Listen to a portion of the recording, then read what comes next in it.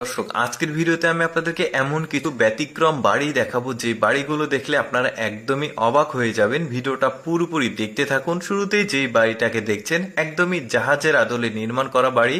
উপরে একটা হেলিপ্যাড রয়েছে, আরো অনেক কিছু রয়েছে।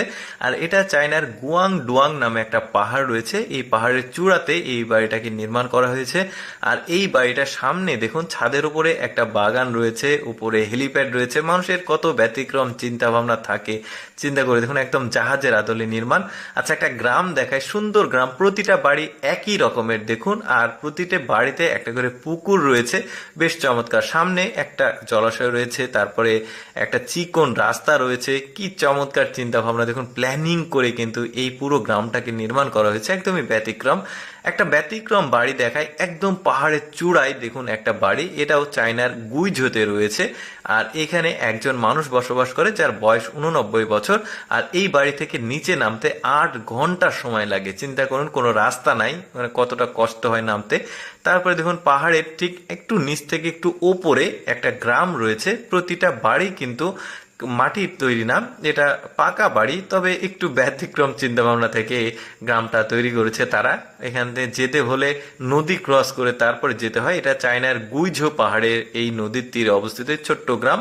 মানে এখানকার মানুষজন আবার ওই যে মৎস্যজীবী আর কি, এখানে নদীতে মাছ ধরে।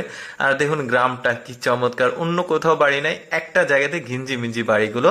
তারপরে আরেকজন ব্যক্তির বাড়ি দেখায়, দেখুন এটাও পাহাড়ের চূড়াতে নির্মাণ করা হয়েছে 1 বিঘা জমির উপরে। সামনে কিছু জমি দেখা যাচ্ছে। এই লোকটার চিন্তা ভাবনা দেখুন, এখানে আবার সৌর বিদ্যুৎ দিয়েই আসলে চলতে হয় পাহাড়ের অনেকটা উপরে। আর আশেপাশের দৃশ্যটাও বেশ চমৎকার, কিন্তু একদম মেঘগুলো উড়ে যাচ্ছে। এই লোকটার চিন্তা ভাবনা আরো ব্যতিক্রম।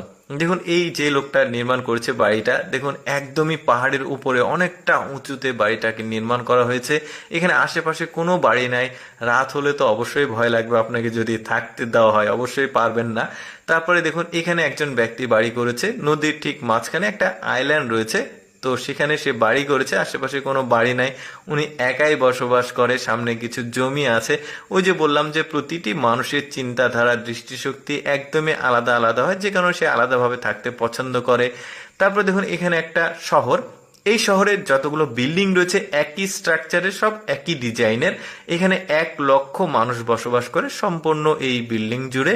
আর এখানে চায়নার হুনানের চাংশার সবচাইতে ঘনবসতিপূর্ণ এলাকা এটা। বেশ চমৎকার, প্রতিটা বাড়ি একই ডিজাইনে, দেখতেও কিন্তু ভালো লাগছে, খারাপ না। তারপরে দেখুন এইখানে যে লোকটা বাড়ি করেছে, বাড়িটা কিন্তু বেশ চমৎকার, পাকা বাড়ি দেখা যাচ্ছে। আশেপাশে বাড়ি নাই, একদম নিচে গিয়ে রয়েছে। এটা চায়নার গুইঝোতে অবস্থিত। বেশ চমৎকার, কিন্তু একদম খাড়া পাহাড়ের উপরে বাড়িটা, দেখতে বেশ ভালোই লাগছে, আবার ভয় ভয়ও লাগছে।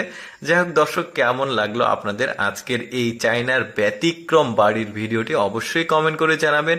আর এই রকম অদেখা ভিডিও প্রতিদিন দেখতে আমাদের লেটস গো ফেসবুক পেজটি ফলো রাখতে পারেন। ধন্যবাদ সবাইকে এই ভিডিওটি দেখার জন্য।